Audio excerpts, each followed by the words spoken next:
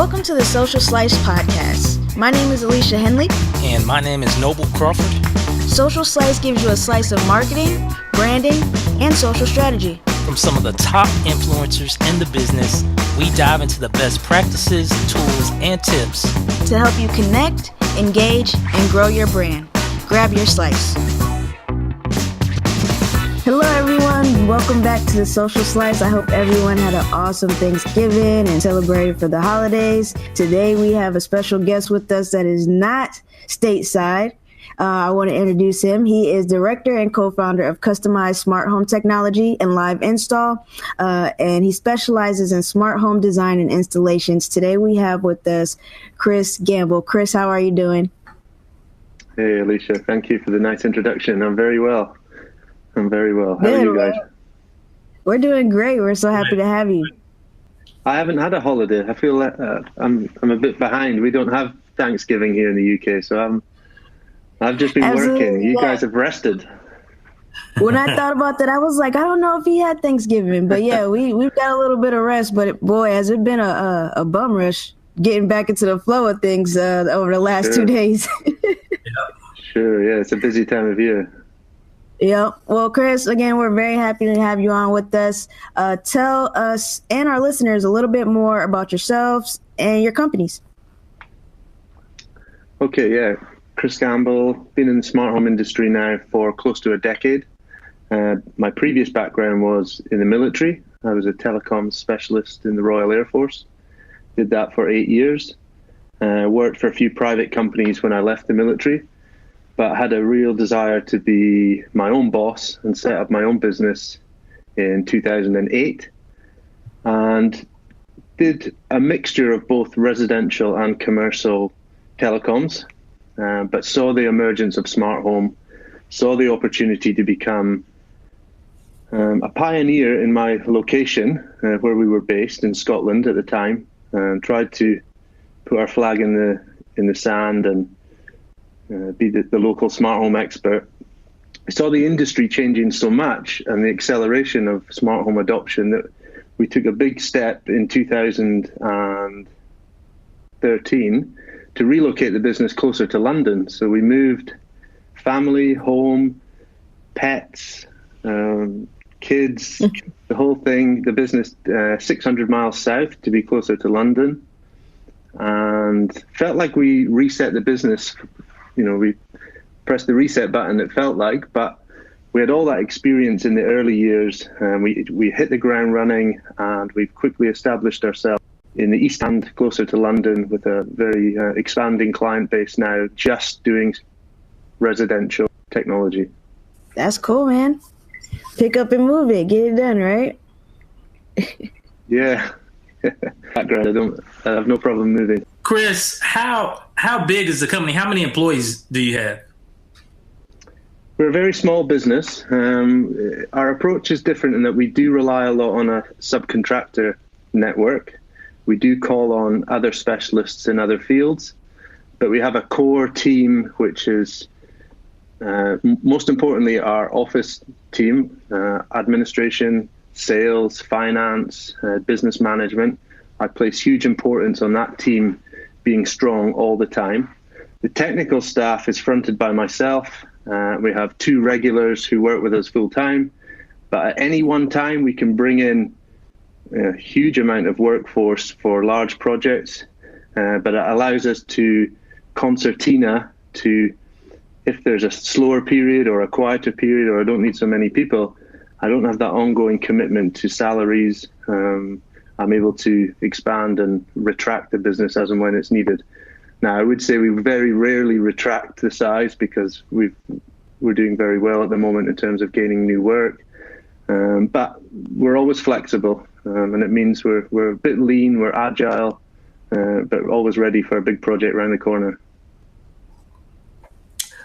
Very nice. Well, again, welcome to the show. We're going to go ahead and jump right into the Q&A with you. I think I'm up first, so I'll take the first question. So many companies and brands in the tech space do it themselves, big and small, but we all got to start somewhere. How long have you been building on social media, and when did you realize that you had to become active on social media in order to help grow your brand? Yeah, quite early on in the business, we did register various social media accounts. Preferred Twitter in the early years, so 2012, really started using Twitter to try and network locally with, first of all, with other businesses. That was very easy to do using Twitter. We always had the ambition to network more with consumers who would ultimately become customers. And our use of it increased more as we saw everything had a hashtag. You watched a television show, had a hashtag.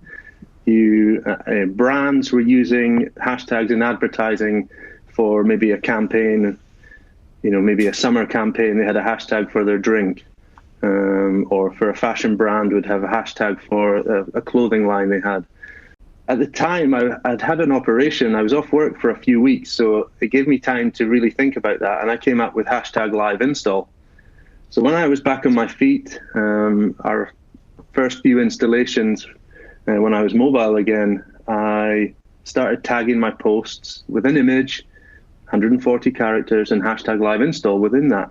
And I would do a series of tweets per day with live install. And I noticed it started building engagement quicker than previously. So that was when I started taking it more serious. As soon as I got some engagement, it encourages you to use it more. So Twitter is definitely the early years social media. Right. Absolutely. Absolutely. I think Alicia would agree with you 100% on that one. the starting with Twitter. I'm a tweet head. I love Twitter. That was definitely one of my first platforms to start on with too, and finding people in the community. It's a great place for a lot of communities, whatever you're interested in. Twitter, I love Twitter. Twitter's never going to die. The diversity in Twitter is excellent. You can have a different thing, a group every evening. There's so many hashtags you can get involved in. So the diversity is really good with Twitter. I agree. What was your initial plan? Did you start with an outline? Did it start with Twitter and then you just gradually started adding other social platforms and just multiplied that? How did that unfold for you? I would say we definitely went all in on Twitter because we got that very quick engagement. There was no waiting for reactions, and I still think that's why people favor Twitter. Some people will engage within seconds if the content's good. And as you were able to upload videos, you were able to Periscope in Twitter when that became part of the Twitter family. I just went all in with it. I just thought it gave me everything I needed. But when we relocated the business, that's when I started looking at other platforms because I knew I had a wider audience. Being closer to London, and that's when we took Facebook more serious as a business, which has been very difficult to build a following there. Oh my, that's the most difficult one for me. I've often set New Year's resolutions to say, this year we're going to hit 500 followers. Doesn't sound like a lot, but it's so tough to get to that. And then you look at your Twitter followers and you might be in the 3, 4, 5,000 and you think you've achieved something, but you get brought down to reality by Facebook numbers or Instagram followers.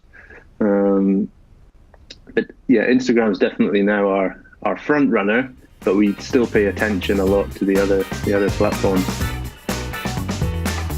Right. And as a follower of what you all do, it seems like Instagram is your front runner. You do a lot of live video there. It seems like you're more active. Don't get me wrong, you're definitely active on Twitter, but you're more active on Instagram. Can you walk us through some of the useful tips that have helped you build on Instagram so far? Instagram's been great that there's no limit. Well, there is a limit, but you can add loads of content to your posts, loads of keywords, loads of hashtags, almost use it like a mini blog. We on our website, and also we write for publications. I do personally, but I'm able to recycle that content in Instagram and Facebook posts. You can do a bit more long form social media posting through that. The story feature is something we heavily use. I just love it just ties in with that live install ethos from the early years, that I can drop 15 to 20 posts on a busy day, or even still get 5 pieces of content out on a slow day. I can now use features like polls. I can drop hashtags into it. I can tag people, and it fits in with the pace of our daily grind, where we're flat out, we're installing, but I still find that 30 seconds to put a piece of content that 200 people will see, or one person, tell me more. And Instagram stories, an incredible amount of leads we're generating from that, because we're tagging a location. It's good and it's in the right location. You're just giving yourself more opportunities to land your services in front of a potential customer. Right. So would you say more of your customers, would you say you've gained more customers from Twitter or from Instagram? Instagram. Even in the last 7 months, we've been heavy on Instagram. I'd say we've generated more sales there than we did on 3 or 4 years of Twitter, genuinely. Wow. And we've been tracking that. I have been tracking the Instagram sales leads, and it's really encouraging. Every time I get more content, and now I'm in the process of encouraging other people in the business to ramp up their efforts, to combine all our content, widening that sales funnel or sales potential. How are you tracking the Instagram sales? But we're still old school. We do, chart our sales through the use of spreadsheets or Google spreadsheets, where we know where it's come from. I've always been a big fan of tracking. So we've always had that process of, if it came from customer A also brought us customer B, C, D, and E. Therefore, customer A becomes one of our top customers. Then they're like a queen bee. We look after them even more then, because we know they have influence. So we've always saw the impact of influencers, whether it's offline, face to face. We know there are influencers in everyday life, but equally we're now trying to attract those influencers on Instagram. Locally, we've been very targeted regionally, trying to find the interior designer that is the most popular in our area, the construction company that's the most social in our area. So we do spend a bit of time. I have a habit, try and do it 3 or 4 nights a week, 10 p.m. till midnight, Instagram direct messaging. Lots of messages going direct to people to offer our services, or just merely commenting on their progress and encouraging them, and trying to build that communication between 2 local businesses. Right. You said you use Google spreadsheets. So what were you using? We just use that to track. We just use that to track leads. So we've at least got a paper trail. There's nothing complicated about that. It's just we're big fans of writing things down. Putting all that information down in one place, using something that all the members of the team can use, so that if somebody updates that document, there's live changes happening all the time. There's no duplicates. Any of the cloud-based office tools are great for that nowadays, that multiple team members can keep project documentation updated, sales progress updated. So right. So that makes it efficient for us. Yeah, you talked about local and regional engagement with these construction companies or customers. How do you find them on Instagram? Are you like hashtagging a region, or like are you searching a region, searching a city? Yeah, searching a location. So For example, if I'm working in West London, that evening I will search through where we've been working, or the night before I'll search where we're working the next day and start hitting up businesses or individuals. Could be offering, hey, we're in your area, we're offering free surveys, free smart home surveys, free Wi-Fi assessments, free broadband speed tests. I do want that to evolve later when I have a bit more time to do a bit more business development, pop-up smart home surgeries. I feel that I could do that in a local cafe. I could do that, in a local business center or something where I can do, a live video, smart home surgeries, try and just create a bit of knowledge transfer between me as a technology specialist and homeowners I know are needing that geek friend, that they could take advantage of a free 15-minute smart home session, smart home surgery. The geek friend. I like that. That's me. We all need one. We all need one. Yeah. Good. This is good stuff, Chris. We are going to take a short break and just segue into our sponsor segment, and we just want to show a little love to our sponsor, Videxio. They jumped on with us last season, and it's been great. They actually provide the service we're using today to record the calls and that sort of thing, and so we definitely appreciate that. And then as well, we'll be announcing hopefully in the coming weeks another sponsor on board. But for now, we definitely appreciate the service that the Videxio offers. Yeah, and see, Videxio's not stateside either. They're across the pond. So on Twitter for Thanksgiving, they had this picture of this dog with a turkey hat on, and it was like, even if you're not with your family, you could still be face to face with them with Videxio. So that was cool. I was like, that's a cute tweet, like, man, why didn't I think of doing FaceTime? But yeah, it was real cool. And again, we appreciate Videxio supporting us in this venture together. It's been amazing. So Chris, let's get right back. We're gonna keep drilling you until we're all out of questions. You know how we do it here on Social Slice. But let's get back to the live install. Now, you mentioned this hashtag earlier. Tell us some more about it. You were down for a couple of weeks. Did it just come to you? Is that the name of your company? Tell us some more about this community you've built here on Twitter. Yeah, live install was, like I said earlier, was a hashtag that my own business started using. We would use it consistently every day on Twitter, attaching that hashtag with installation images. So progress of a blank wall, then we've cut some holes, then we've got some cables in, then we've got the bracket, we've got the TV, and ultimately I want the customer to end like this, saying, I've had a live install. That was our mini target every day. Show people what we do. I always felt there was a huge lack of understanding about what a home technology professional does, and how can I highlight our professional services to our viewers.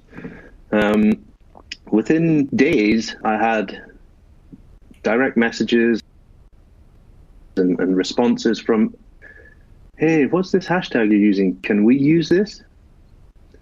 And very quickly, it grew in the first week to about 5 businesses used it in the UK. 2 weeks later, it was 10. Then a month later, it was about 30. Within the first 6 months, there was about 250 businesses using it just in our industry. Then we started to see installers in Italy, France, Australia, Nigeria, South Africa, and then the US guys started picking it up. And we got at peak flow, I'd say there was over 1,000 businesses using it every week. It's probably tailed off now, and there's a big reason for that. I have turned the volume down on it slightly, but I'll expand later. It's going to ramp up again very soon. Hashtag Live Install then quickly became this network of installers communicating with installers.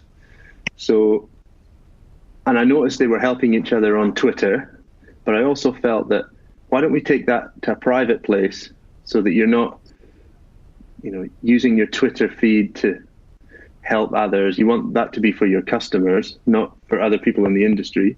So we used Microsoft's Yammer to set up an installer community, which still is very active today with about 230 UK installers use it every day to swap sales leads, ask technical questions, arrange drinks and dinner at trade events. They use it to promote events. We also have a private area where sales reps and trade press can communicate to advertise training courses, special offers, things like that. Now, that community is very, very active in another private platform called Yammer. But they're always encouraged to use that hashtag Live Install on all the platforms. Use it on Instagram, use it on Facebook. Now, I did say that I've toned it down recently. I took a conscious decision to not spend so much time on hashtag Live Install because I felt like I was moderating it. I was curating it like a bit of an agony uncle to a lot of installation business owners. So I said, look, I'm going to just tone it down, and in 2018 we'll come back with something fresh. I have great ambitions to have my own podcast, a YouTube channel, and I think Live Install will be resurrected as a key part of the promotion behind that, and rekindle this community and bring them back onto social. Because I feel that with Customized not being so heavy on Twitter recently, it's attenuated the volume slightly. People are a little bit lost. They don't know where Chris has gone to Instagram. Do I follow him there? Do I stay on Twitter? I'm not getting any engagement. I'm encouraging a lot of dealers, go to Instagram, really learn that platform. It's such a powerful tool for drilling down locally. The stories are high engagement levels with that. We're going to come back next year. I'm building a little side community that we're talking about, committing time every week or month to podcasts, video work.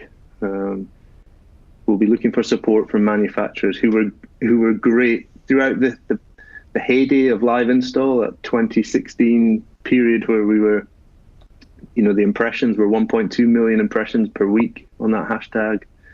Number 2 hashtag at ISE, number 2 hashtag at CEDIA, behind AV Tweaks, which is the Goliath of hashtags. We're always trying to catch up with that, but it's unbeatable, really, that one. I mean, it's a lot of work having to man 2 platforms that you've really seen a lot of engagement from, and it's just okay, the engagement's really here, so let me focus on this one, and then this one will slowly go down. It's trying to find the balance when you're doing it all yourself is definitely a challenge that I've run into with my own personal brand too. So sure. 2018, you'll come back, Live Install. You have a lot of people who follow that hashtag, and you've built a very strong community. I know they'll be there. I know they'll be there when you're ready to revamp. They will. I know that. And start your podcast too, so we can be on it. It's already. I have an Anchor station. I don't know if you're familiar with Anchor. Yeah. You know that platform? Yeah, I've started using that. I'm using it for there's a call-in feature. It's quite cool. So I'm encouraging anybody that follows us on social media, they can call in, ask Chris a question. I will answer it to the best of my abilities. I can also escalate it to experts that may be able to answer it better. It could be a manufacturer that needs to respond, or it could be another home tech professional who's maybe a cinema specialist or a security specialist, which is not my field. So that is one of my 2018 targets, is to encourage people to ask me more about their technology woes. I know every household is suffering under this deluge of new gadgets, more devices on the network, new video content methods of streaming and Ultra HD and 4K. I just know that there's arguments happening at kitchen tables, and doors are being slammed because kids aren't getting the fastest internet like their friend's house, and there's a device called Alexa that's getting tormented. Nobody knows how to change the name to Echo or computer. Just simple things. I just think there's arguments happening around home technology in every home, and they just need that geek friend that they can call in, they can tweet us, they can direct messages on Twitter. Hashtag geek friend. Yeah. So, Chris, what's the name of your show? Oh, at the moment it's just customized. There is going to be a bit of a launch. We're discussing titles. We quite like the DI-Fi for you. That will become a consumer-friendly term on all industries. So I'm trying to work out what's best to give it the home tech twist. But I think at the moment it's just customized. It could be live install. We don't know. It could be, that could be resurrected. We have options. We have time. Yeah. Yeah. It's good. It's good. I'm going to put that on the short list. Awesome. So this is good stuff. We want to switch gears a little bit and talk about events and trade shows and things like that. And how have you utilized social media at trade shows or different types of events for yourself? Well, we've always encouraged the use of hashtag live install at trade shows. I've always thought that the use of hashtags just allows you to filter through the deluge of content that's coming in. If you're at a show, you just want to see what's at the show. Obviously the show will have a hashtag, CEDIA 17 or ISE 2016, whatever it is. And if you also want to see your community, your friends that are all there, but they might be using the hashtag live install or hashtag AV tweets. So I find the hashtags are a great way at filtering and fine-tuning the content to the things that you like. I'm also a big fan of lists during, and this is where Twitter is great for that, creating lists and just putting in the people you want to see. Maybe, a mixture of manufacturers, colleagues, maybe the show organizers themselves, maybe the press and the PR companies behind the show, tailoring a timeline that's just the show, completely exclusive, and you can immerse yourself in that network effectively, and that's the key. Network. You've got to engage with all these people at the show, because then you get the invitation to the drinks, then your speech, then you get the t-shirt, we're all there to get pens and t-shirts. You can be more efficient in getting the goodies. Yeah, you can be more efficient then. But creating lists in Twitter, very powerful way to drill down on the things that you want to see at the show. Got it. Chris, Okay. tell them about what you did at CEDIA this year, because I wasn't able to attend CEDIA this year. I went the year before, but I wasn't there this year. And what you did with Slack was very interesting, because I was able to keep up with the classes that were happening, the events that y'all were going to. So tell them what you did on that platform. Yeah, we've used Slack for a while with some other industry colleagues, and I just thought it might have been it was going to be a useful tool to get some new people into a room to discuss the show. If people aren't able to make it, it's a place where they can catch up with what's happened that day. If you're writing blogs, drop them in there. Maybe share some tweets that you timeline and them into the Slack channel. It was a bit of an experiment. Slack's a really good tool, but you can also get lost. The amount of, it's very difficult sometimes to search for things. So it worked for this occasion, but I think if you had volume, 200 or 300 people, it would also be equally as noisy as a Twitter timeline. Right. So there must be other tools that could do that job. But it was good.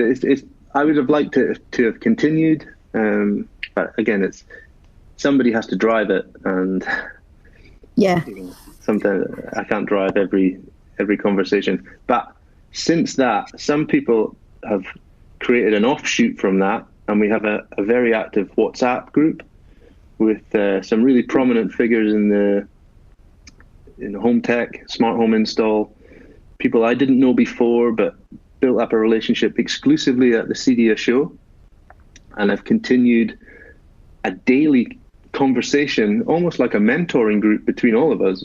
It's been really useful in the months since CEDIA to continue those conversations, but with the convenience of using WhatsApp. That's cool.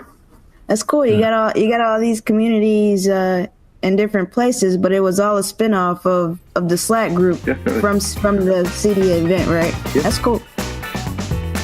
So, Chris, tell us what are some do's and don'ts that we should kind of be aware of. If we're doing this social media thing, and whether it's at a trade show or whether we're just doing it from our platforms, what are some of the things that you've learned, and maybe some do's and don'ts in terms of social media? I think your business 100% has to be on social media. You cannot hide away from it any longer. It's all part of your brand. It's all part of your communication, customer relations. It's essential. You cannot hide from it any longer. At least pick one and just have a go on it. Test all the features on your favorite platform. If you like Twitter, why are you not using Periscope? Why are you not direct messaging? Why are you not on Instagram? Why are you not putting stories? Why are you not adding 15 hashtags to your posts? And with videos, boomerangs, the new super zoom thing, which that little theme tune drives me mad, but it's cool. But now I'm a bit fed up with that noise that it makes. But you've got to try every feature within it. You'll find one you like. It may be the one that people remember you by. Oh, that's the tech company that do the live videos, or that's, you can add the stickers to the posts with hashtags, and so try all the features within your preferred social media. Don't think that you have to be on all of them. There are approximately 8 to 10 social media platforms, more if we count some that are exclusively used more in the Asian markets. Pick 2 or 3 realistically. For a small business, that's all you're going to manage, especially if you're doing it for yourself. The big 3 are clearly Instagram, Facebook, and Twitter for our industry. If you have a younger audience, definitely pay attention to Snapchat. I think there's a huge opportunity there to be a front runner of our industry. It's something I'm looking at, but I don't know. I just feel that I don't have the youthful content yet, but I think it will. Yeah. Are homeowners on Snapchat? I don't know. Yeah, I think that the children of the homeowner is as much an influencer on technology.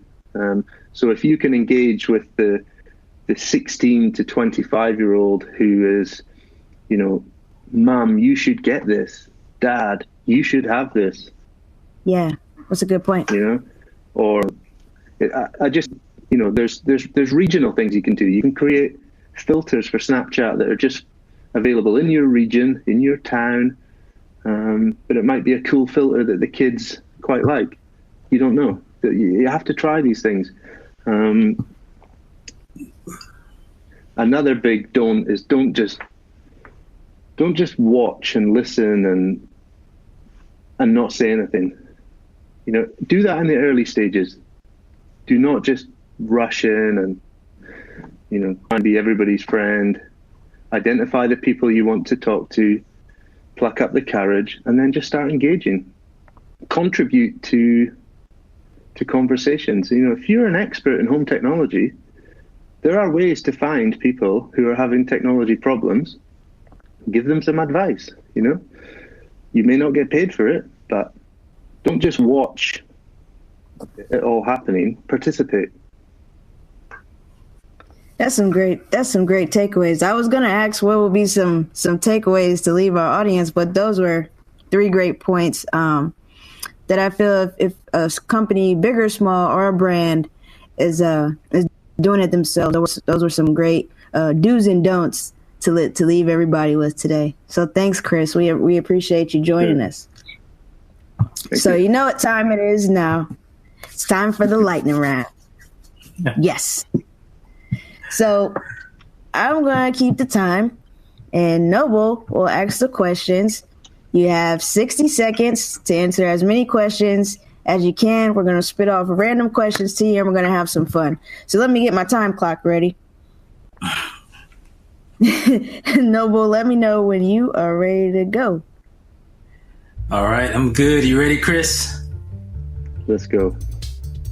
All right, here we go. All right, Chris, if you could build a house anywhere, where would it be? On top of a mountain. All right. If you were a wrestler, what would your stage name be? The Crazy Scotsman. Okay. Do you think you could truly enjoy a vacation away from all the technology? I already do that. Nice. All right. Apple pie or pumpkin pie? 30 seconds. I'm an Apple fan. There you go. Which appliance can you not live without? My AirPods. Okay. All right. What is the worst movie you've ever seen? 10 seconds. Oh, that's a difficult one. No idea. Can't think of anything. Okay, one more. Netflix or YouTube? YouTube. Time. Nice. All right, that's pretty good. Let me see how many there was. 1, 2, 3, 4, 5, 6, 7. You got out of the 8 I asked you. Not too bad. Too bad. That's pretty good. We had the UK delay going on, so that's pretty good considering.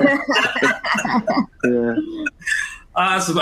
So, Chris, tell the folks that are listening that may want to reach out to you directly, maybe get some more information on what you guys are doing on social or just on the company itself. What's the best way they can get a hold of you? Definitely social media platforms are the quickest way to get my attention. It'll pop up on my phone. Our Instagram handle is @customized1, so the number 1 at the end.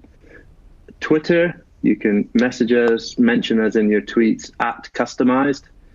And if anyone wants to email me directly to ask me anything, it's chris@customized.uk.com. Got it. All right. Good stuff. We'll have all of that on the show notes for folks so they can get it off the website as well. All right, Alicia, what you got for us? So it's season 2, and here we like to do giveaways. So I'm going to tell you about the giveaways we have this season. First up, let's talk about the food. Once again, everybody knows I love food. I could probably not say that enough. But for the holidays, we are doing a giveaway, and it is going to be a pie for the holiday season. Hence why we asked Chris his favorite pie, or apple, or.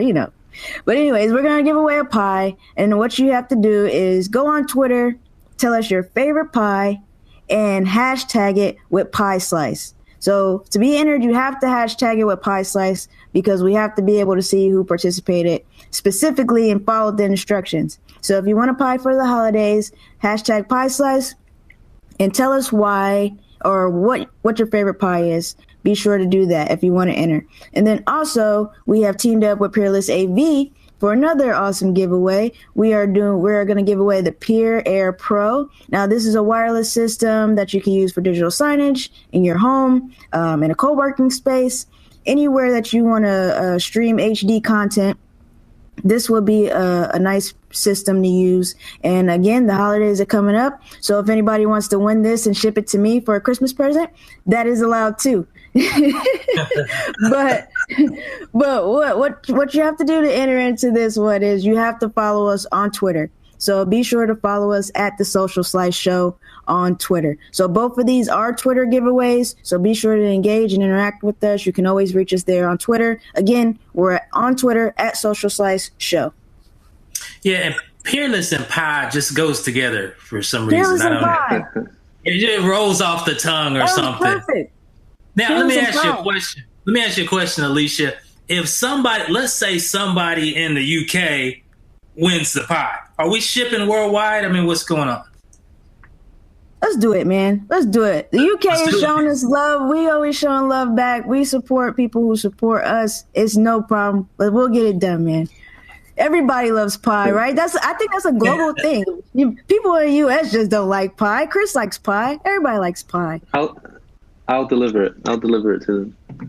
Nice. You'll deliver it. All right. I do a lot of driving.